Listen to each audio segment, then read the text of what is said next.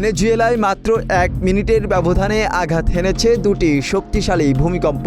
রাজধানীর কারাকাস সহ দেশটির বিভিন্ন অংশে ধসে পড়েছে বহু ভবন। মার্কিন ভূতাত্ত্বিক জরিপ সংস্থা USGS আশঙ্কা করছে এই বিপর্যয়ে প্রাণহানি 1 লাখ ছাড়িয়ে যেতে পারে। মুহূর্তের ব্যবধানে ধ্বংসস্তূপে পরিণত হলো সাজানো শহর। দক্ষিণ আমেরিকার দেশ ভেনেজুয়েলায় আঘাত হেনেছে পরপর দুটি শক্তিশালী ভূমিকম্প।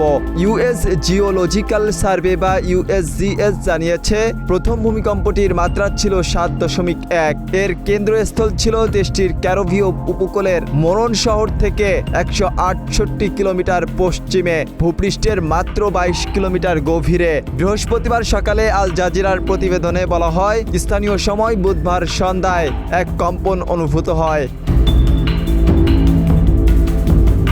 আতঙ্কিত মানুষ যখন প্রথম কম্পন থেকে প্রাণ বাঁচানোর চেষ্টা করছেন, ঠিক তার 1 মিনিট পরেই আঘাত হানে আরও শক্তিশালী দ্বিতীয় কম্পনটি। এবার রিক্টার স্কেলে এর মাত্রা ছিল 7.5। মাত্র 10 কিলোমিটার গভীরে হওয়া এই কম্পনে রাজধানী কারাকাসের বেশ কিছু ভবন ধসে পড়ে। ক্ষয়ক্ষতির প্রকৃত চিত্র এখনও অস্পষ্ট হলেও USGS এর পূর্বাভাস অত্যন্ত উদ্বেগজনক।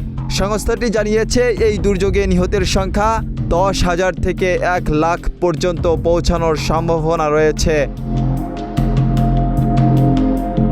ভেনেজুয়েলা কর্তৃপক্ষ এখন পর্যন্ত সরকারিভাবে নিহতের সংখ্যা বা আহতের কোনো নির্দিষ্ট তথ্য প্রকাশ করেনি। তবে উদ্ধারকারী দলগুলো ইতোমধ্যে কাজ শুরু করেছে এবং ধ্বংসস্তূপের নিচে আটকা পড়াদের উদ্ধারের চেষ্টা চলছে।